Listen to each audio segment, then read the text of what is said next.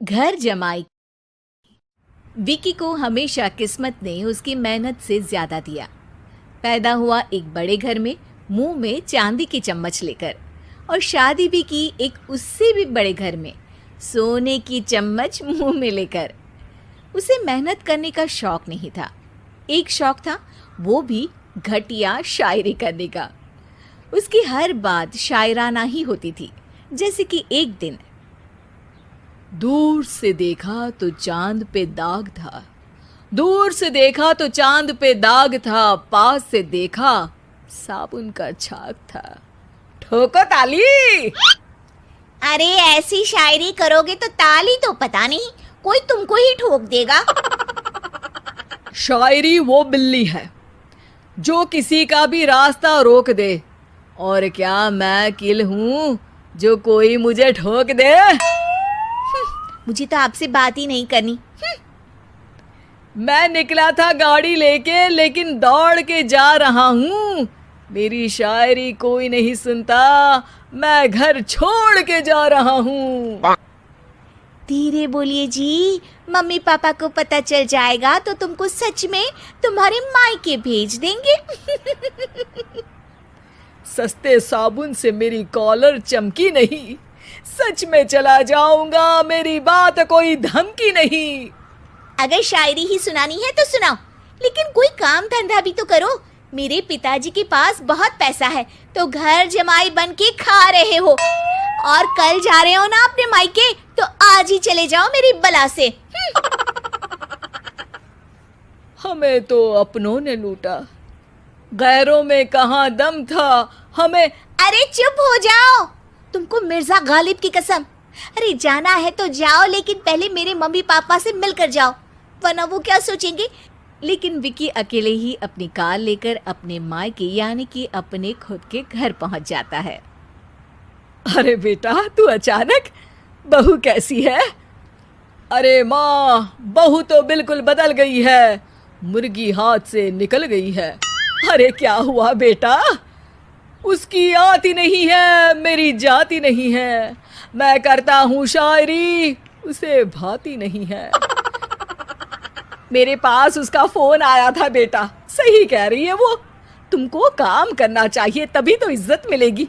घर जमाई बनके सास ससुर के पैसों पर कब तक ऐश उड़ाते रहोगे? मेरी जिंदगी में हर तरफ से उंगली हो रही है, फोन पर मेरी चुगली हो रही है। अरे चुगली नहीं कर रही थी बहू, वो तेरा भला चाहती है बेटा। सूखे हुए कपड़े को भी गीला कह रहे हैं लोग, चुगली करने को मेरा भला कह रहे हैं लोग। ठोको ताली। ये सुन के माँ अपने हाथ से अपना सर पीट लेती है। अरे माँ, ताली की जगह माथा क्यों ठोक रही हो? बेटा तू ना आराम कर, तेरे पिताजी भी आने वाले हैं, खाना लगा देती हूँ। विकी अपने घर भी दिन भर टीवी देखता है, तरह तरह का खाना खाता है, दोपहर तक सोता है, चाय पीता है, वीडियो गेम खेलता है, बस काम करने नहीं जाता। घर में नौकर चाकर है तो बिस्तर से हिलने तक की जरूरत नहीं पड़ती। कई बार तो विकी अपने नौकरों को बिठाकर शायरी सुनाता रहता। कब जाओगे बेटा? अरे कैसी बात कर रहे हैं डैडी, क्या आप मेरे फादर नहीं? आप मुझे भगाना चाहते हैं क्या? ये मेरा घर नहीं। अरे नहीं बेटा, तुम्हारा ही घर है। हम तो चाहते थे कि तुम यहीं रहो और मेरा काम आगे बढ़ाओ, लेकिन तुम ही चले गए घर जमाई बनने। अरे मेहनत तो गधे भी करते हैं, मैं अच्छी किस्मत लेके पैदा हुआ हूँ, मैं घर जमाई हूँ, ससुराल का फूल गेंदा हुआ हूँ। ठोको ताली। पिताजी और माँ सच में ताली बजा देते हैं। ऐसा पहली बार होता है जब विकी की शायरी पर किसी ने ताली बजाई हो। अरे आप लोग सच में ताली बजा रहे हैं? हाँ हाँ बेटा, तुम्हारे ससुर का फोन आया था, बोला जब तक घर जमाई जी कोई काम ना करने लगे हमारे यहाँ मत भेजना। अब तू तो काम करने से रहा और तुझे रहना भी है हमारे घर में ही, करेगा भी शायरी ही।